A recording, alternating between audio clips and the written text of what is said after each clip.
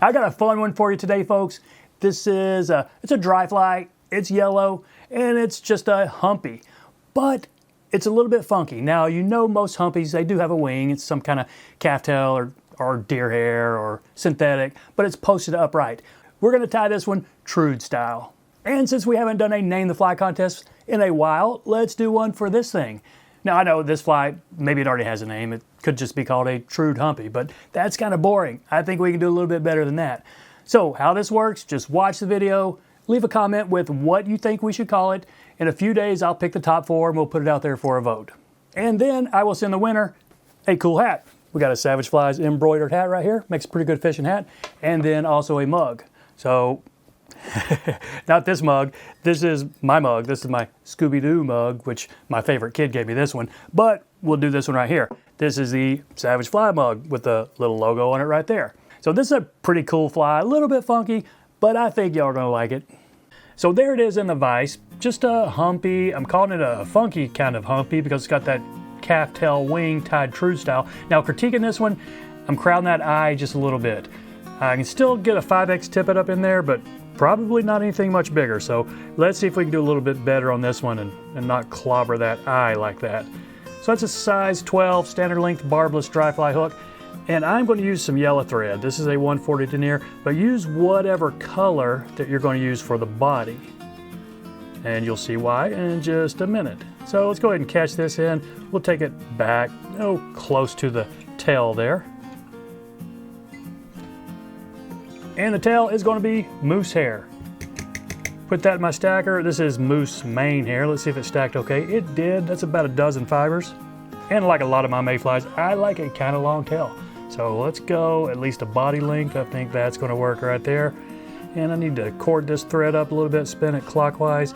So my first wrap will get a good bite, but I don't want it to flare. Elk is kind of hollow like deer is, so it will flare on you if you're not careful. So we'll do a couple of medium wraps going back, try maybe lay that down. All right, I think that's gonna work right there. And I'm gonna leave these in as I wrap forward just to thicken my body up a little bit right here. So just kind of loose wraps right there. Not too far up because we got a little bit going on up front, but now you can go ahead and put some tight wraps right here. And those did spin around on me, but we're fine. We'll just pull them up and snip them as close as we can get them. Now let's just bury this and then take our thread back here close to the tail. It doesn't have to be all the way back, but pretty close is good enough.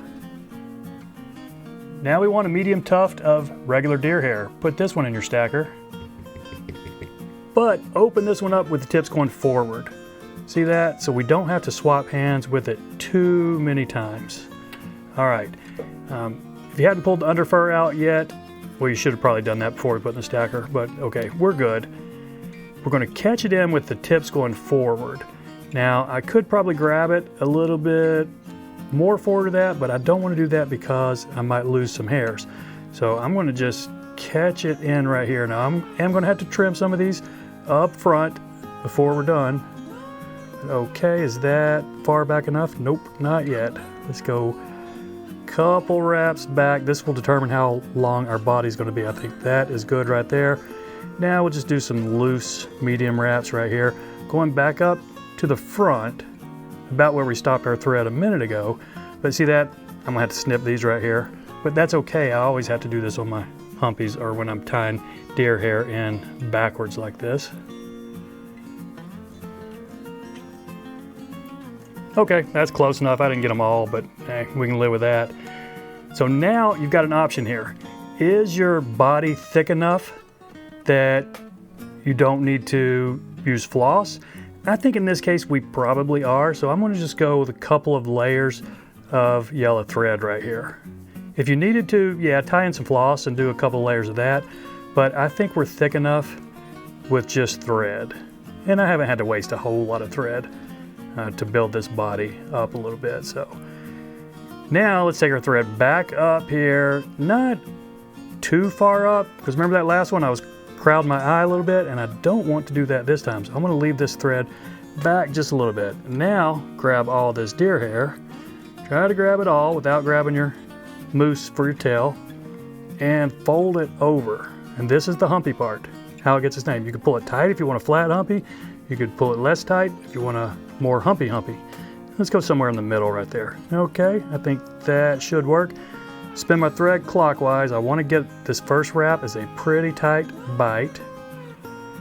And we'll do 2 wraps and then take a look at it. Okay, so that's our hump right there. Is that going to work? Yep, I think we're fine. Let's do a few extra wraps to really secure this. And that's fine if it flares up front. We're going to snip all that here in just a second anyway. You can even put a wrap or 2 in between them. Probably not all that vital right here, but I did anyway.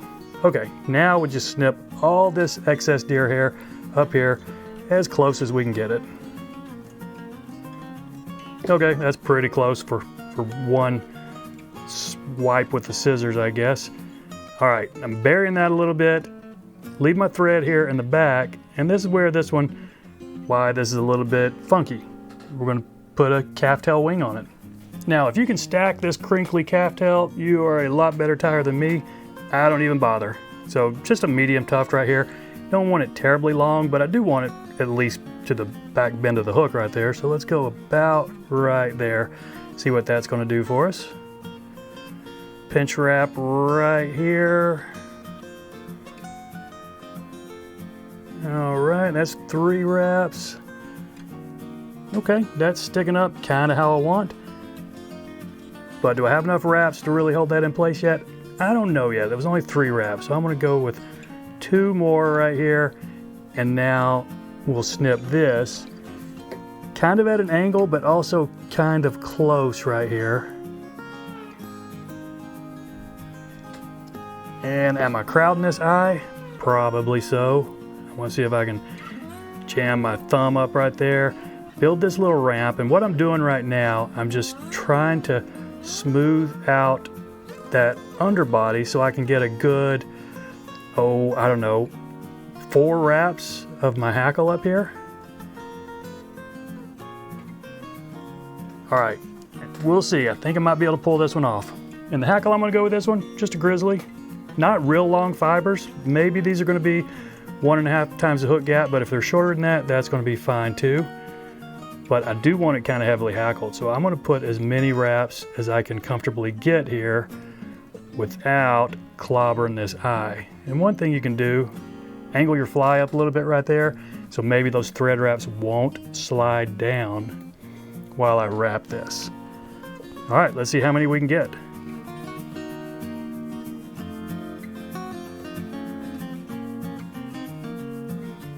All right, that's 4 and it's pretty heavily hackled. Let's see if we can catch this off and keep that eye open.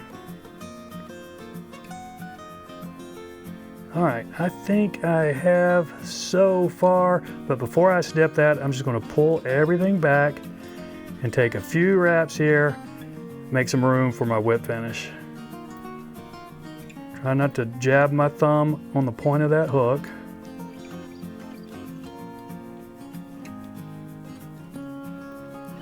All right, now let's do a quick whip finish before these hackle barbs spring forward again.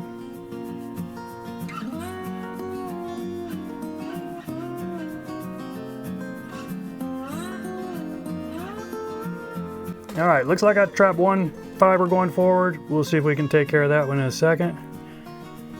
I do have this long leftover feather right here to take care of. And then these last couple of fibers going forward. So is this eye any better than that last one? Maybe. Might not be a whole lot better, but I can still get a tippet up through there. So we have still got a fishable fly. So just a small strop of head cement and you got it. The funky looking humpy. So that's it, my friends. I appreciate you watching. Can't wait to hear what name you guys come up with this thing.